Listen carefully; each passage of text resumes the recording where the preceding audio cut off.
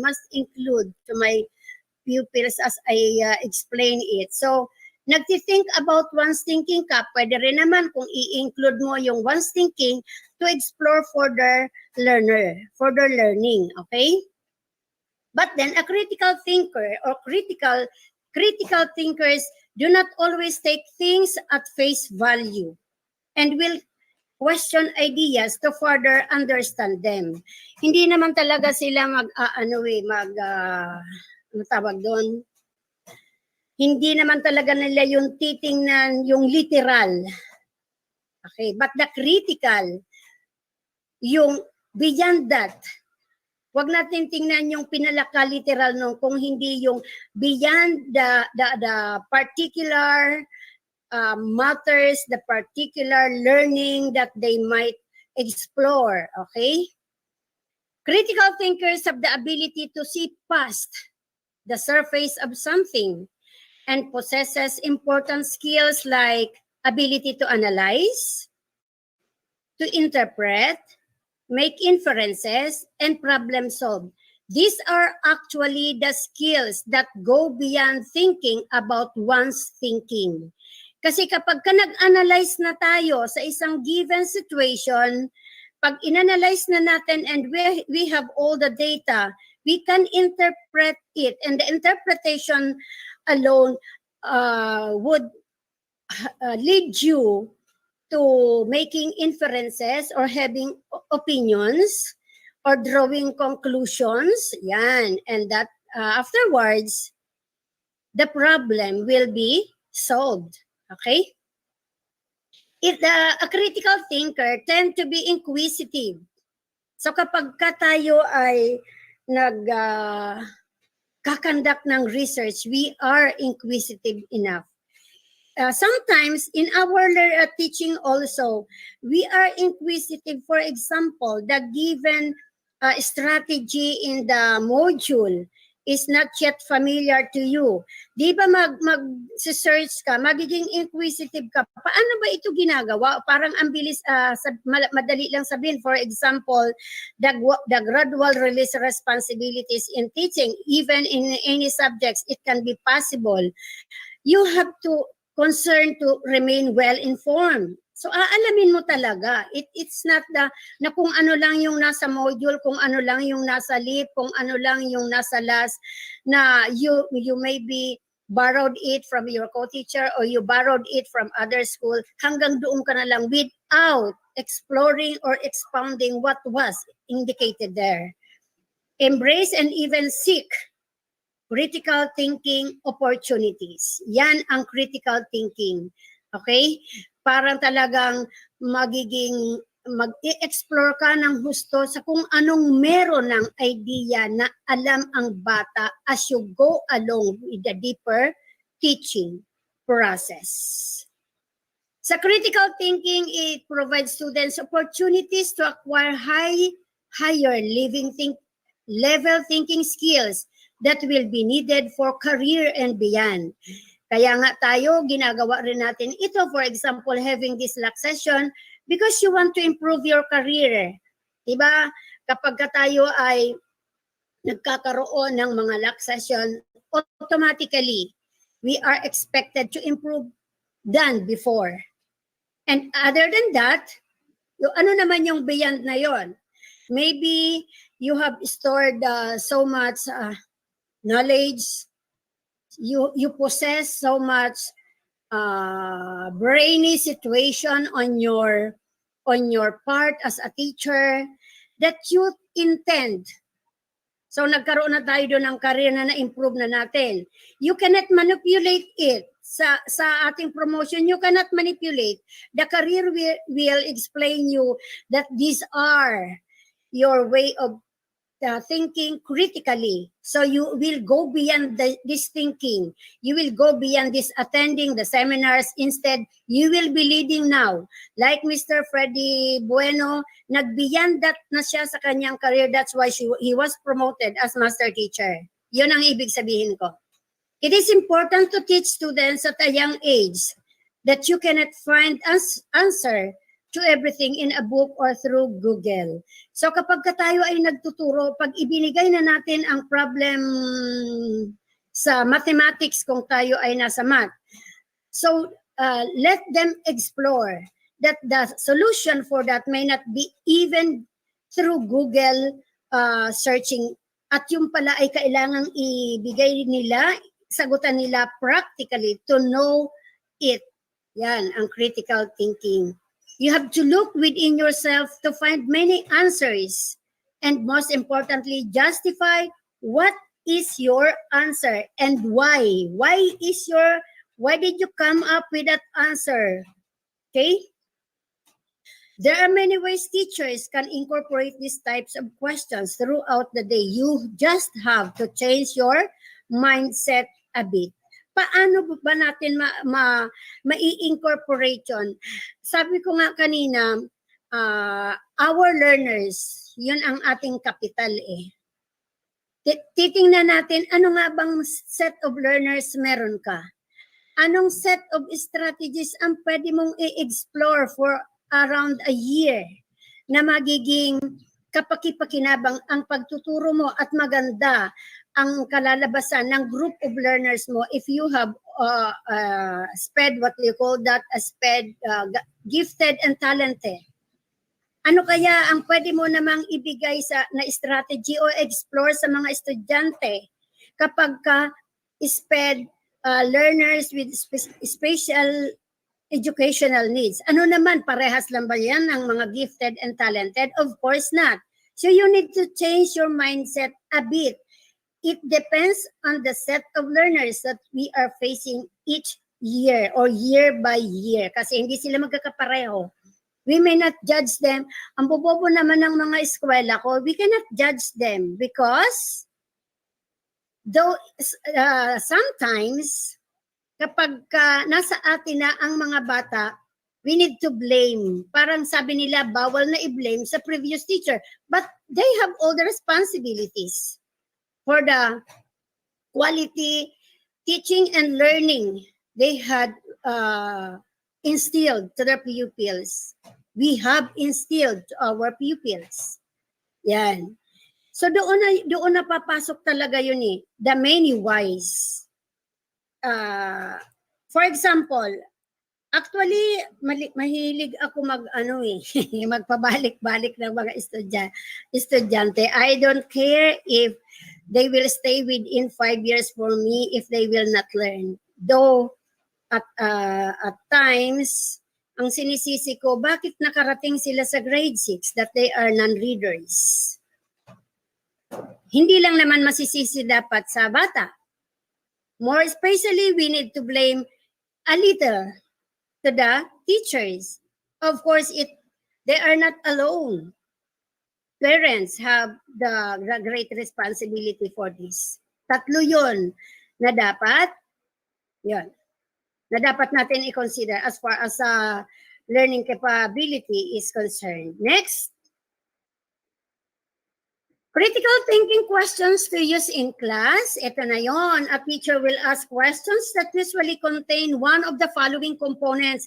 Ito kung inyong natatandaan, siguro ewan ko kung may ka-contemporaries ba ako dito. Yung meron tayong literal, may critical, may comprehensive, may manipulative questions. Na all these questions will be allowed to use during the lesson. Yung who, what, where, when, how, and why.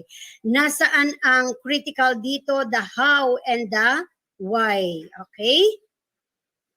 Halimbawa, paano mo iisipin critically if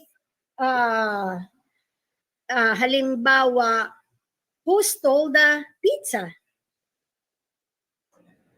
Maganda ba kaya ang critical na question yon? No, maybe, dahil papasok siya sa question na literal, which are the who and the what, the where and the when. Those are the literal questions.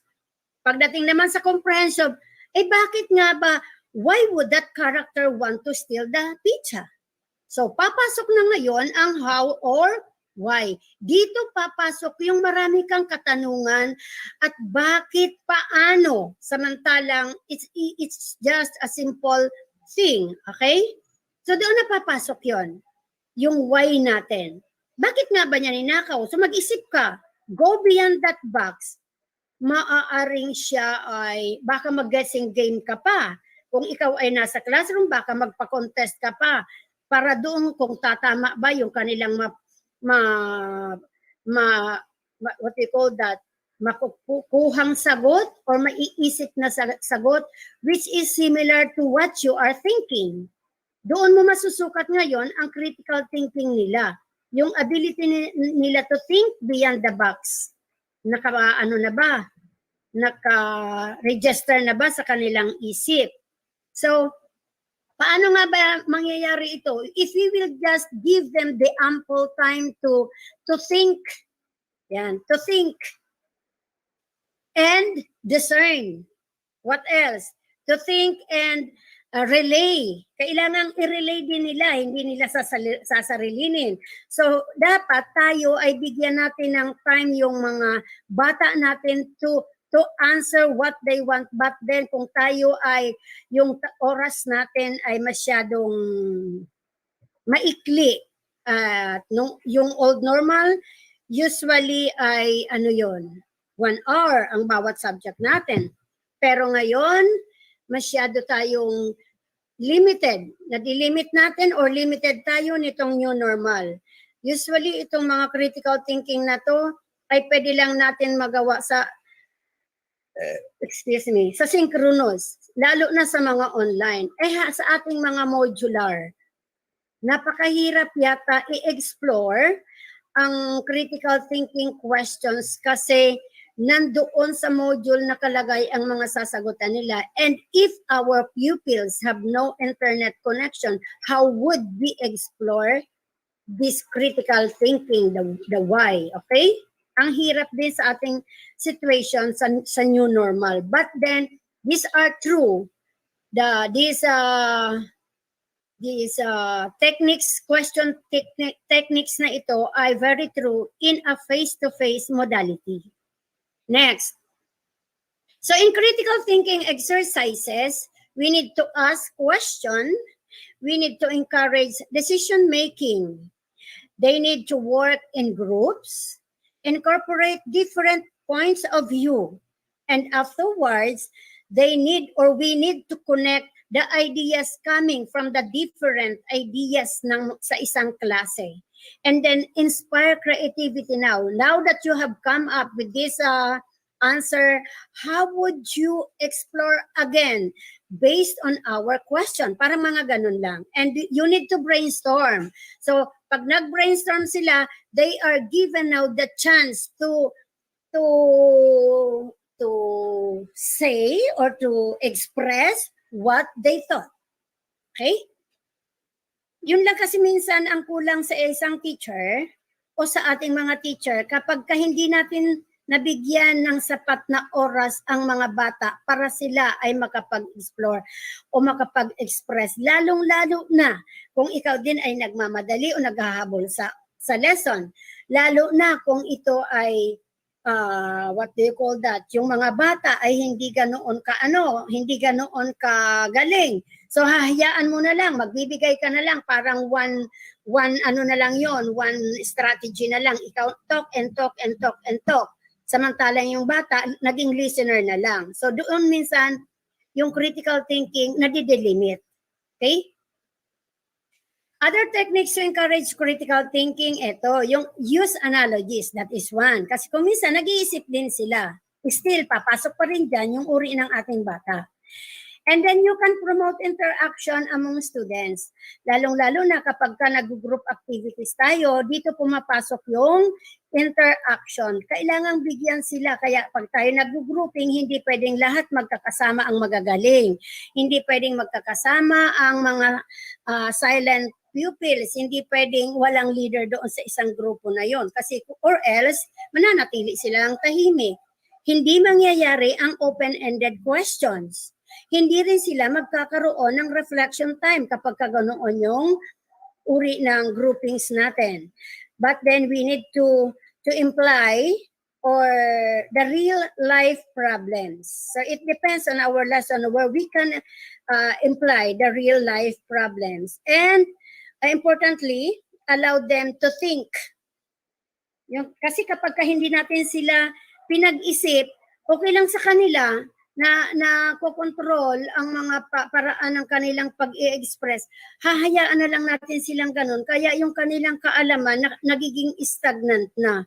Kaya kailangan in a particular situation, laging nakapag-iisip sila critically and creatively.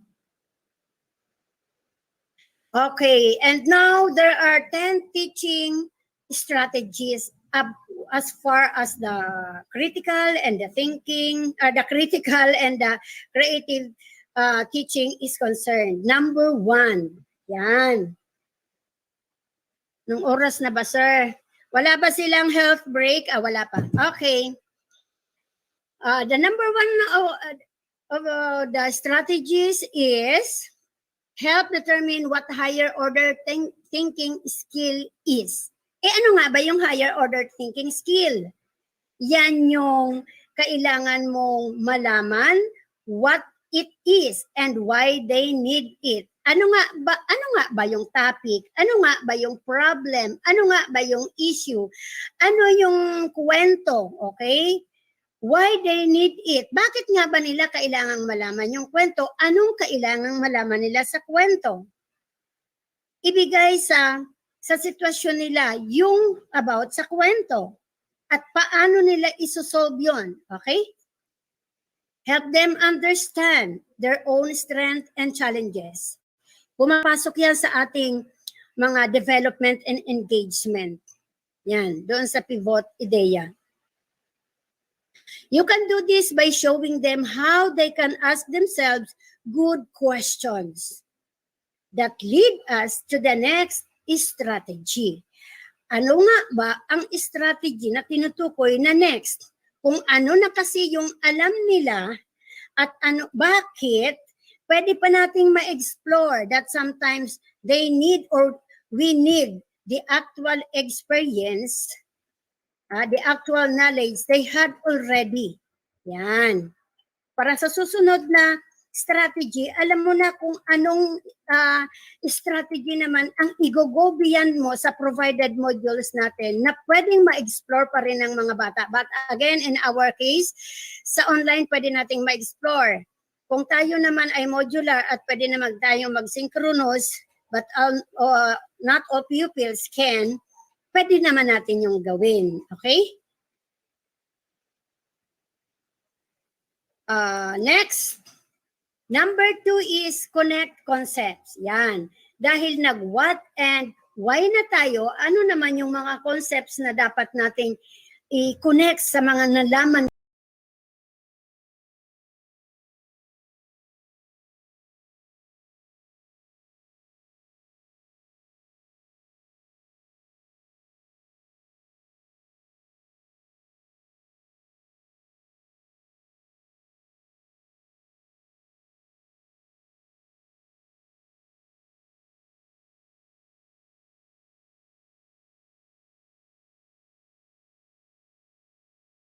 mo na yung prior knowledge, nakita mo na doon sa number 1.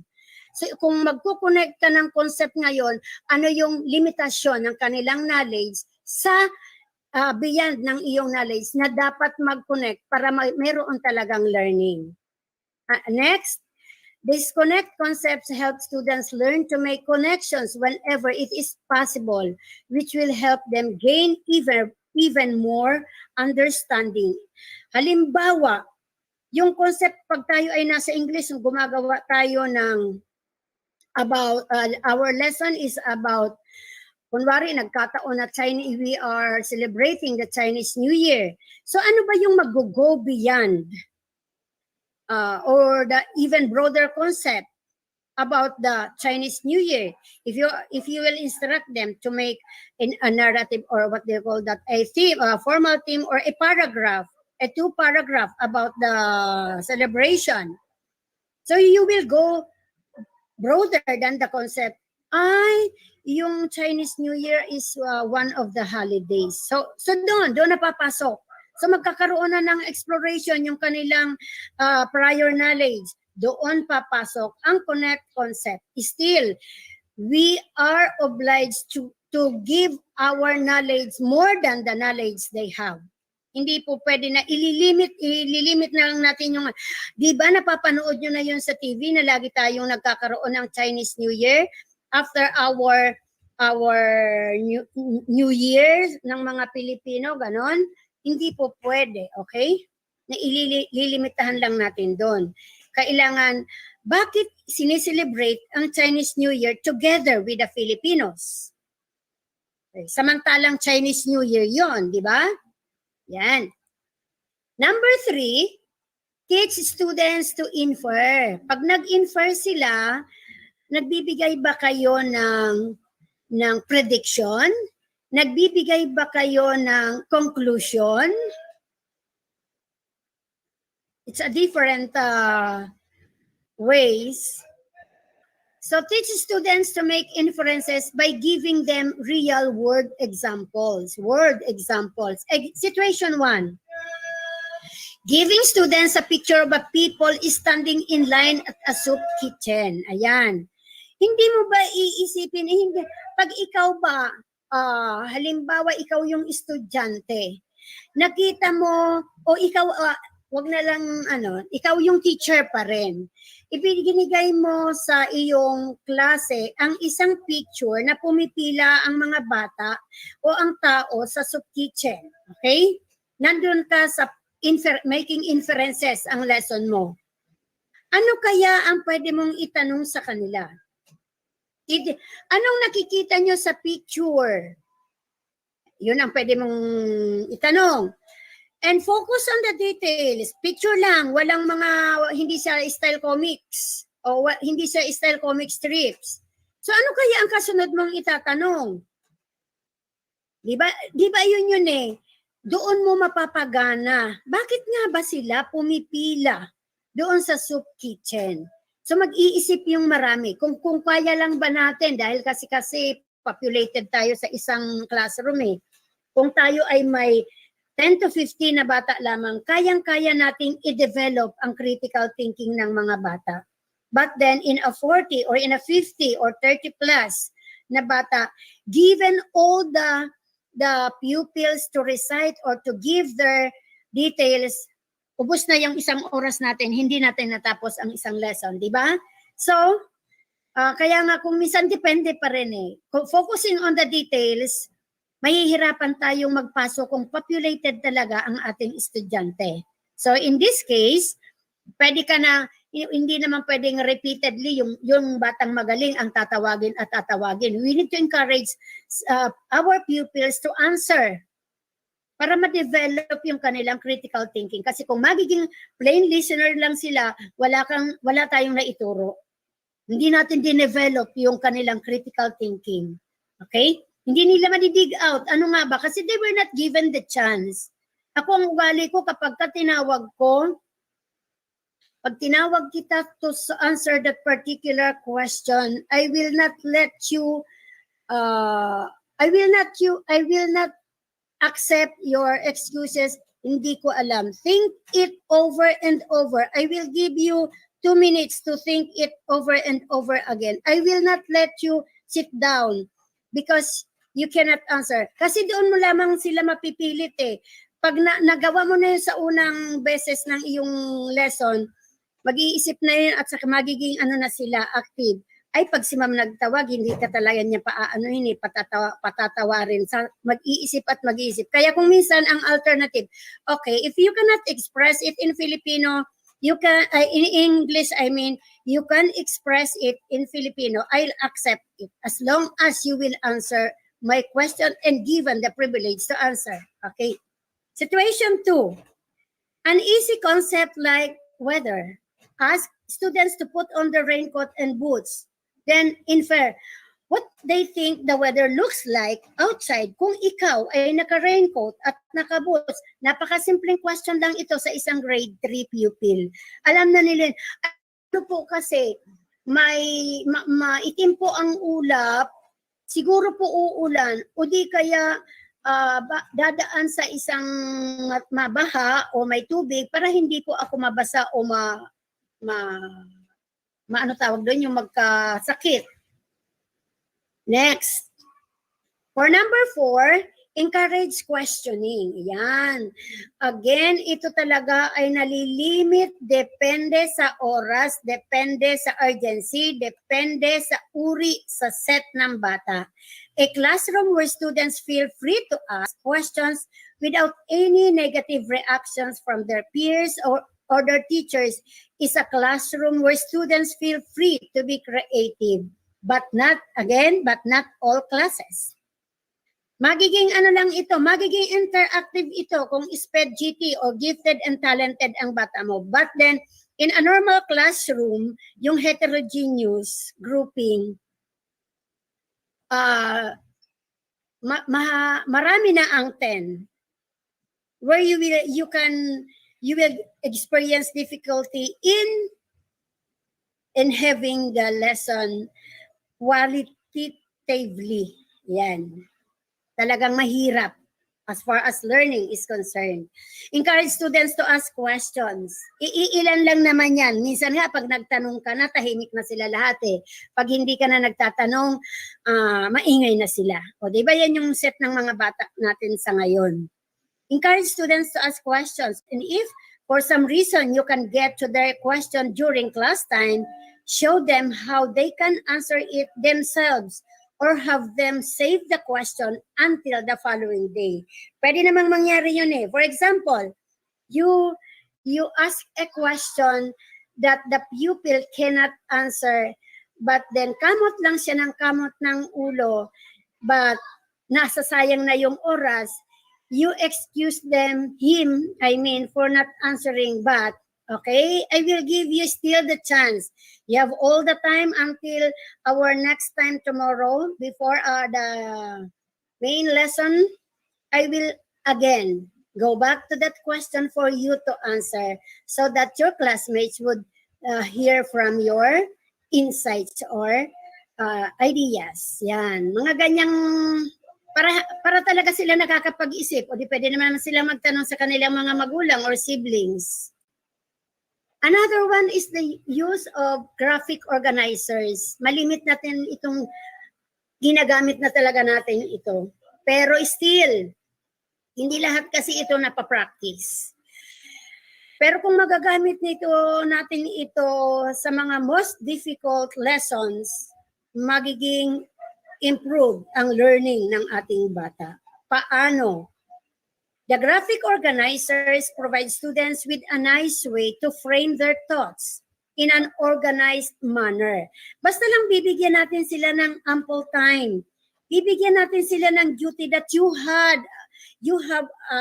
must share your knowledge. You must not remain a listener. You need to contribute. Yan. Mga ganong bagay para sila ay talagang na-develop na nila sa kanilang isip na talagang kailangang magbasa ako, na kailangang mag-go beyond ako, o baka kailangang i-instill ko o maging maganda ang aking study habit. Nang study habit sa mga panahon ngayon ay hindi na naituturo ng mga magulang. Alam nyo yon, yung mga magulang natin sa ngayon is very poor. Pero as far as my yung edad or the learning experiences I had, really, ang aking magulang ang nanay ko ay labandera, ang tatay ko ay isang farmer lamang. Pero before and after they leave or for the house, bibigyan kami ng oras to read the book, to review the lesson. Kapag periodical naman, gigisingin kami ng madaling araw to review the lesson. And that is one way, yung to instill the study habit. Pero ngayon, nagagawa ba ng general na magulang as to bilang ng magulang? No, only few, only some. Okay? By drawing diagrams or mind maps, students are able to better develop habit of connecting concepts and see their relationship. Ayan. Doon na mabubuo yung mga connecting concepts natin. Another one, ito na yon. Sa graphic organizers, ito na yung pwede nating ma-relay, magamit, o ma-practice. Number one is the concept map. A concept map is a general organizer that shows a central idea with its corresponding characteristics. Concept maps can take many different shapes and can be used to show any type of relationship that can be labeled. Maps are excellent of brainstorming, activating prior knowledge, or generating synonyms. Maps can be used to show hierarchical relationship with the most important concepts placed at the top. Ito na example. Sa early means of transportation, we have three means here. One is the canoe. Anong kasunod? Wala siya sa lupa, di ba? Wala siya sa air. Nasaan siya? Nasa water. And what would be the means of this is very fast. So from canoe, fast siya at nasa water siya. Kung walking naman ang iyong means of transportation, nagwo-walk ka ba sa air? Siyempre hindi. Magwo-walk ka ba sa water? It depends. Kung ikaw ay nasa swimming pool, pwede kang mag-walk doon, o kung ikaw ay nasa shallow water lamang. Okay, di ba? But then the means is very slow or slow. Punta naman tayo sa horses. Alam mo yon na ang horses ay hindi siya ganun kabilis sa canoe o sa vehicles or the vehicular motors na meron tayo. So horses ay nasa land and can carry goods. Yan, magkakaiba. That is a concept map. Pag naisip pa yan, pag ibinigay natin yan sa bata ngayon, for example, technology, ang ibibigay natin as concept map. Paano nga ba ito nagsimula? So, pwede na lang magawa yon, okay? Another one is the flow diagram or the sequence chart. Ano naman ito? Shows a series of steps or events in the order in which they take place. Any concept that has a distinct order can be displayed in this type of organizer. It is an excellent tool for teaching students the steps necessary to reach a final point. The following examples illustrate the many uses of flow diagrams or sequence charts. In reading, sequence charts can be used to outline the key events in a story or chapter. In science, they can serve as the procedures section in the scientific process. Or in history, they can be created as a timeline. Ito yon. Example natin sa spelling test. Write your name on your paper in top left corner. Write the date under your name. Number your paper from 1 to 20. So that is an example of flow diagram or sequence chart. Okay. Another one, the third one is the compare, contrast, or the Venn diagram. Malimit natin itong ginagamit na strategy din sa English, sa science, sa history, or sa araling panlipunan. Yan. A compare, contrast, or Venn diagram is used to identify the similarities and differences between two or more concepts. The most commonly used organizer, this instructional tool is found in textbooks or on standardized tests and in teacher resource materials. Example natin na character comparison dito. Meron tayong dalawa. We have Bill and Kendra. Si Bill ay happy, smart, with 4 siblings, and a baseball player. Si Kendra ay wears glasses, basketball player too, with 2 dogs, and pretty. Anong meron dito sa dalawang ito? In the 4th grade, pareho silang nasa 4th grade. They watch Rugrats. They like to read. Math is the favorite subject. So yun ang kanilang commonalities. So nakita natin yung contrast, the compare and the contrast and the common and the differences nila. In differences, I mean. The cause and effect diagram. A cause and effect diagram highlights the direct relationship between different events or concepts. This tool is one of the most beneficial organizers because of its many applications in all subject areas. For example, this diagram might be used to analyze characters and events in reading, to discuss major events in social studies, or to study the impact of a science experiment. The main event in our diagram here is the flower died. What might be the cause? It did not rain for 2 weeks. And what would happen? The bee could not find nectar. Another one. The flower died because the temperature was 100 degrees. And the effect would be the plant did not reproduce. Okay? So kung magsisimula ulit tayo sa the flower died, it did not rain for 3 days. The temperature was 100 degrees. And then the effects are the bee could not find nectar and the plant did not reproduce. Next, the main idea and details chart. This shows the hierarchical relationship between major concepts and their subordinate elements. These organizers are extremely beneficial in helping students distinguish central ideas and their corresponding details from less important information. When using this graphic organizer, clearly label the idea and details as such.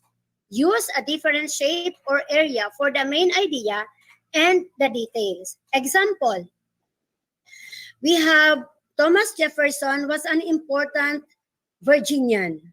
What are the details about Jefferson? He wrote the Declaration of Independence, one idea. Another idea is he was the third president of the United States. And the third idea is, or detail is, he founded the University of Virginia. If you are going to make or to let our pupils make a paragraph out of this main idea, do you think the details are already complete? Maybe yes. So bahala silang mag-explore. All the main idea, all the key sentences are already provided. So these are how the main idea and details charts will be implemented in our lesson. You will give all the key sentences or key ideas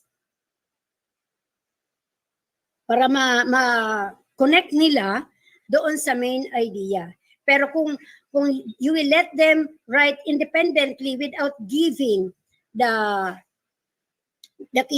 details, so maaring hindi sila makabuo. Kasi hindi mo ipinrovide yung idea na dapat mong ipinrovide. So we must not limit of any set of pupils natin dapat natin i-practice yun. Number 6, teach problem-solving strategies. Teach students to use a step-by-step method for solving problems. This way of higher order thinking will help them solve problems faster and more easily. Encourage them to use alternative methods to solve problems as well as offer them different problem solving. So kapag ka ang problem solving strategies ay ibinigay mo na, yung problem is nandyan na, hahayaan mo lang ba silang mag-solve mag-isa nila?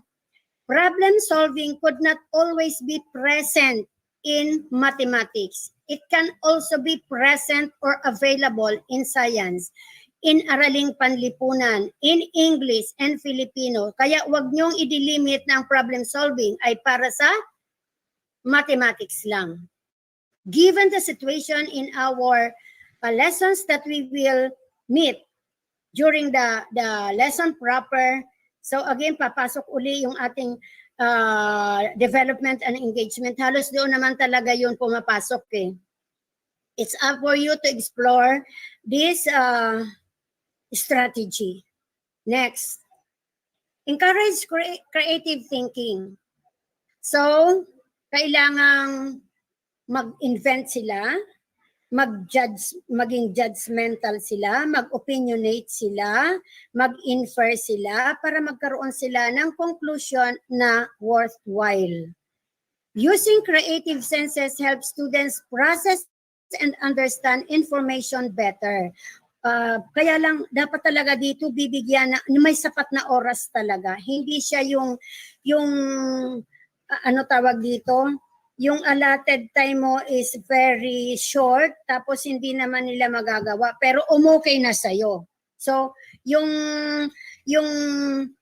development ng creative thinking nila, hindi natin na-process. Kasi may kulang tayo. Okay? Research shows that when students utilize creative higher order thinking skills, it indeed increases their understanding. So, encourage students to think outside of the box. Give them the ample time. Kung tayo yung walang oras sa kanila, anong gagawin natin? Paano kung tayo nga ay nandito sa new normal? Paano pa rin natin, samantalang sila nga ay naging modular? Parang ano lang yan nag-modular ako, pero parang pinupush ko pa rin mag-synchronous at mag-asynchronous ako para malaman ko kaagad. Siguro hanggang December yata akong ginawa ko yun. Malaman ko kaagad dahil hindi kami magkikita, malaman ko, usukatin ko anong kakayahan meron ang estudyante ko na ito nung merong new normal. Diba?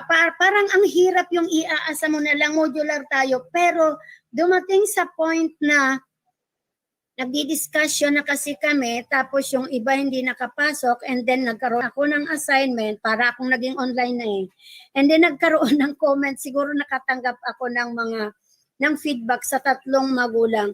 Ma'am, paano naman po kami? Samantalang wala naman po kaming internet connection at may data lang po. At saka may trabaho po ako. Paano ko po masasagutan? Kasi medyo mahigpit ako kaya. So, binigyan ko sila ng chance na pwede nyong isulat sa papel at isubmit nyo dito sa bahay for me to know how far your pupil learned about the topic. Number 8. Use mind movies.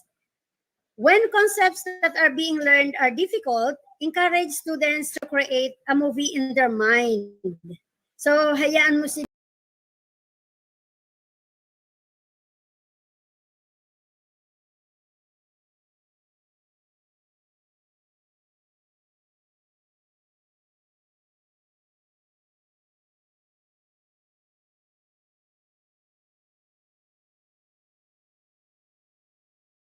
Magpa-pop up doon sa ating isip na, oo nga no, dapat pala ginawa ko ito, ay dapat ito yung solution, ay dapat ito yung ginawa ko.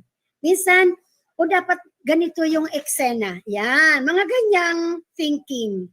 That is using mind movies. Next, teach students to elaborate their answers. Ayan, limited time with limited options to face-to-face. With the new normal, paano nga ba? Higher order thinking requires students to really understand a concept, not repeat it or memorize it. Paano? Encourage students to elaborate their answers by asking the right questions that make students explain their thoughts in more detail. Again, our time in teaching is very new. That's why minsan paano nga ba ito i-elaborate samantalang yung may mga internet connections nga hindi nagagawa. Pero ang sarap yata nito gawin sa face-to-face lang talaga. But then in a very siguro wild way, pwede naman natin yon gawin. Bahala na tayo kayong mag-isip paano nyo nga ba marireach out ang inyong mga estudyante sa ganoong strategy. Yan. Kasi yung mga magulang minsan naman very willing o nagpapakita sila ng willingness or appreciative sila kapag tayo ay ano tawag dyan, nagsasuggest kung anong dapat nilang gawin. For me, ako sa eskwela ko ngayon, I have 3 non-readers. Kasi nung nagpabasa ang high school last year yun ay nanggaling sa iba't ibang section. No? So we need to follow. Kailangan kaming mayroong estudyante na mga non-readers para ma-scatter. Pero I have so many strategies para magawa ko sa kanila, paano nila mai-improve ang kanilang reading capability kahit na nasa new normal. I provided them hard copies of situations from grade, nagle-level up kami from grade 1, 2, 3, 4, 5 hanggang makarating sa grade 6. Kapag ka nag-level grade 6 na, ang speed and comprehension mo, pwede na kitang ipasa sa grade 7. Next, teach question-answer relationships or the CARS. Anong dapat natin gawin dito? Teach students to label the type of question that is asked. Then use that information to help formulate an answer. Yung talagang kailangan natin silang pilitin. Na kaya lang, still nadidelimit tayo because of the oras. Unlike before nung tayo ay 1 day ang ating klase, nung maghapon pa ang ating klase, aywan ko pala kung baka wala akong ka-contemporary dito sa 1 day teaching hour. Ngayon, half day na lang, di ba? Dati kasi talagang kayang-kaya mo kung ano yung gusto mong strategy, kung ano yung gusto mong explorable activities na ibibigay sa kanila para masukat mo lang na sila ay natuto at nag-improve. Pwede natin ito. Nalilimit kasi yung ating sa new normal, kaya for very, very sure, our learners of today, of this year, is, hindi ko alam paano ko ilalarawan ang mga learners natin ngayon. The so-so pupils, the so-so, ako grade 6, the so-so grade 6 na hindi ko pwedeng ipagmalaki. Pero kung sasabihin ng DepEd na maghigpit, I can use all my strictness that they will not pass with me. Magka grade 7 sila.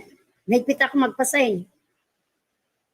So, dito kasi madidelimit yung ating kaparaanan to explore the lesson. That's why, paano nga ba?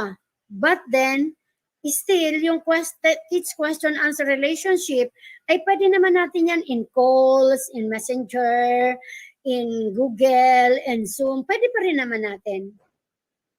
O pwede naman natin i-group. Sino ba yung magkakapit-bahay?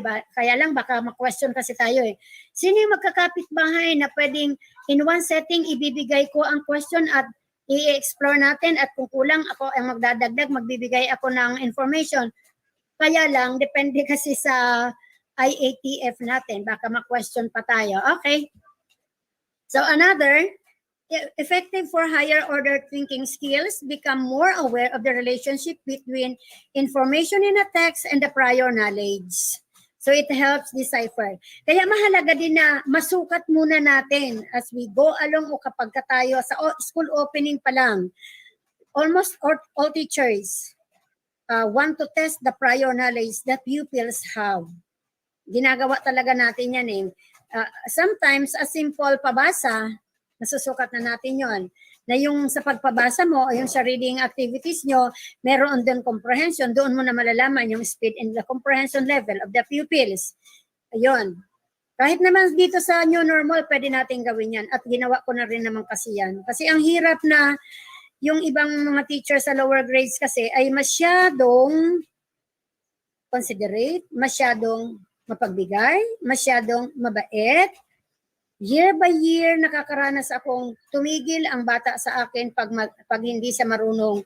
Pinakakaunti ang 2 years sa akin. Ang pinakamataas ko ay 5 years. Hindi ka aalis sa akin. I will continuously connect with the parents and siblings para matulungan siya. Kung hindi pa rin sila magiging cooperative o uncooperative sila, I will let you repeat and repeat and repeat and repeat. Okay. Next, so tapos na tayo doon sa 10 10 strategies in creative, 10 teaching strategies, both creative and critical. Ngayon naman, ano lang to, medyo pahapyaw ko lang ito. Sir Freddy, hindi ba sila mag-health Yes, madam. break? Hindi sila mag-health break? Pwede po, Ma'am Charmaine. Ang higpit naman ng inyong ang higpit naman ng inyong proponent. Grabe. Sige po, health break po tayo. Ma'am Charmaine, siya po yung aming program. Ano lang sir, kahit na mga 5 minutes or 3 minutes, Okay, 5 minutes. Ako pa talaga yung 5 minutes ng health break. Grabe. Masyadong higpit ng inyong proponent in fairness. Sige po, Ma'am Charmaine, do the honor, Okay po. please. 5 minutes break po tayo. Balik po tayo ng 10:28 na po ngayon eh. So, plus 5, 10:33 po. Okay po.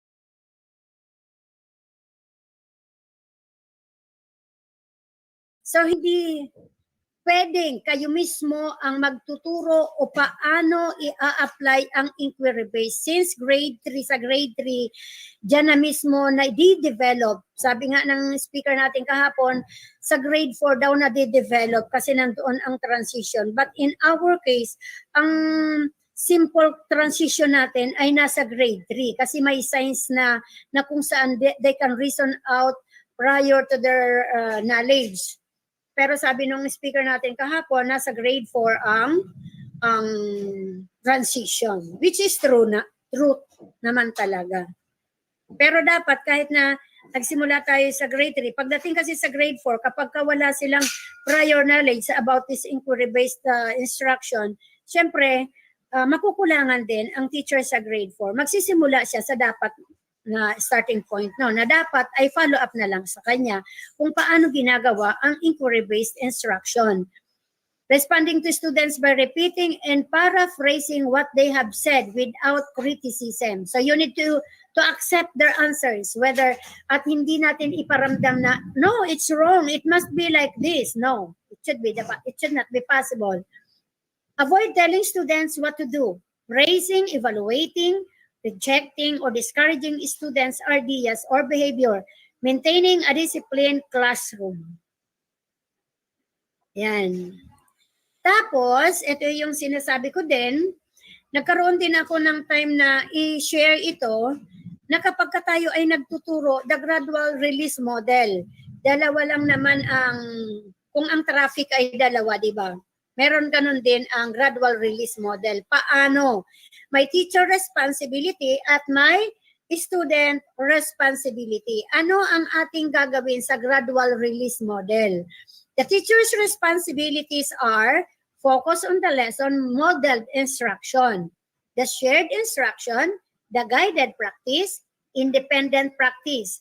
Ano yung pyramid o yung the first box or the first part up to the second part, ito yung teach. Sino yung magti-teach nito? I do it, you what? So, gagawin ko, magdi-discuss ako, you listen. Magtuturo ako, and then afterwards, we will do it together. We will, you will do the activities with what I am going to give you. Ano naman yung sa collaborative? Sa collaborative, ginagawa ng mga groups or teams. Anong gagawin ng teacher? He or she will supervise how the pupils work on their activity. So afterwards, kapag nag-collaborate na sila, ito na yung tinatawag natin na you develop them to work independently. Because you do it alone, you will have the reflection of what you have done. So ito yung tinatawag natin na gradual, it is a pyramid or inverted pyramid na kung saan ang teacher responsibility and student responsibility will be shared in this process.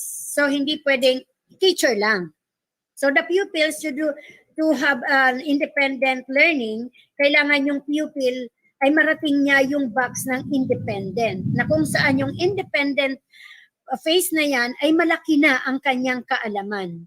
So magkapareho na sila because it was shared in the modeled instruction by the teacher. Magkapareho na sila ng level o kung hindi man mapantayan yung sa teacher, syempre teacher yon. Marami ng kaalaman yung bata based on his or her prior knowledge. Yan. So, ganun pa rin naman yan. And the 10 learning strategies for modern pedagogy. Yung crossover learning, yung mga yan, mga ano ko na lang yan, karagdagan na lang yan. We have the embodied learning. Saan ba ito nagsimula? Sa science ito eh. Context-based learning, may analytics of emotions, may adaptive teaching, may argumentation, may incidental learning, may stilt assessment, ito yung mga evidences, and may computational learning. Yan ay ilan lamang sa mga strategies na sa modern pedagogy natin, which are, akala natin, hindi natin nagagawa yan. Akala natin bago ito. Pero ito ay kasalukuyan na nating i-adapt o i-relay o ipapractice. Hindi lang natin namamalaya na yun ang level of strategy niya. So ito yung nagbigay lang ako ng konting ano dito kasi nabanggit ko na kanina. We cannot apply all the manners, all the procedures in developing or creating in producing, I mean, creative or critical thinkers unless meron silang effective communication skills. Kung wala sila nito, paano nga ba natin gagawin? Di ba nabanggit ko na yung kanina? Unless that their communication skills are good or very good or excellent, all those skills na aking binanggit or those discussed ay mababaliwala. Kaya dapat alamin muna natin kung anong meron. Ano nga bang meron ang aking estudyante? Ano ang aking ipoprovide? Ano ang hindi ko na ipoprovide? Ano yung i-expound o i-explore ko? Yan.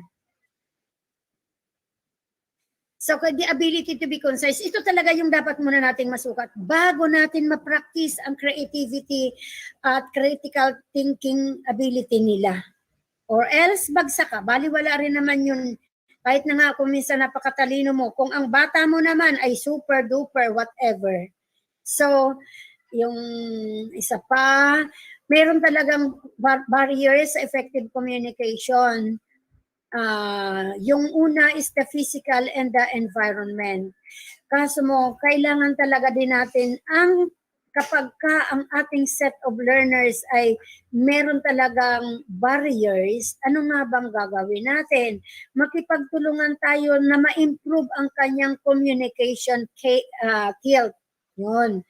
Yung mga physical barriers na yun, yung communication nila, na hindi nga naman talaga nila maintindihan ang kanilang ginagawa. Yun yung mga pwedeng hearing issues nila o pwedeng yung cannot comprehend kasi nga yung kanilang speed ay sa pagbabasa ay problema pa. Paano nga ba nila maiintindihan o maunawaan kung yung pagbabasa ay kailangan mo pang i-improve? Diba? Yun eh.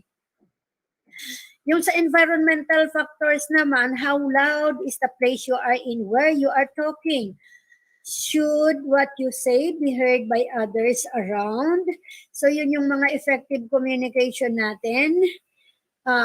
Yung barriers natin ay kailangan nating ma-solve muna bago tayo humarap o ma-explore ang lahat ng ating mga nabanggit. Kasi what are those without their communication skills? Baliwala talaga. Hindi mo naman talaga may apply kung ano yung aking diniscuss o kung ano yung gusto mong i-discuss. Hindi talaga. Kasi nasa kanila ang problema. So yun dapat muna ating lulutasin. So, activities for learning how to communicate effectively, kailangan munang magkaroon na how can educators develop effective communicators? Alam nyo yun? Di ba meron tayong remedial teaching kapag ka face-to-face? Nagre-remedial teaching din ba kapag ka new normal? Siyempre, pwede. It depends on your ways. Yan. Ito talaga yung problema nila. Kaya sabi ko, babanggitin ko lang because without good communication skills of our pupils, our teaching will be nothing. O yung cooperative learning, ganun din. Hindi rin naman talaga tayo makakapagbuo ng creative learning unless the pupils will not be cooperative or will not collaborate with our activities na binibigay natin sa kanila. Yan ang napakalaking problema. So, give consistent feedback. So, ito ngayon. Ito na, magbibigay na ako ng example. So, parang gusto ko muna itong gusto ko munang i-exit kasi gusto ko kayong makita. Mamaya i-share ko na lang ulit.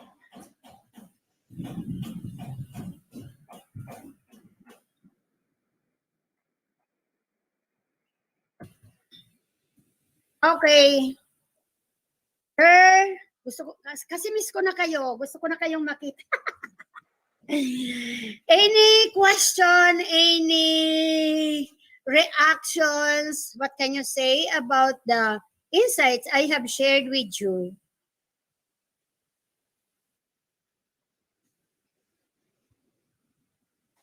Walang sound. The time is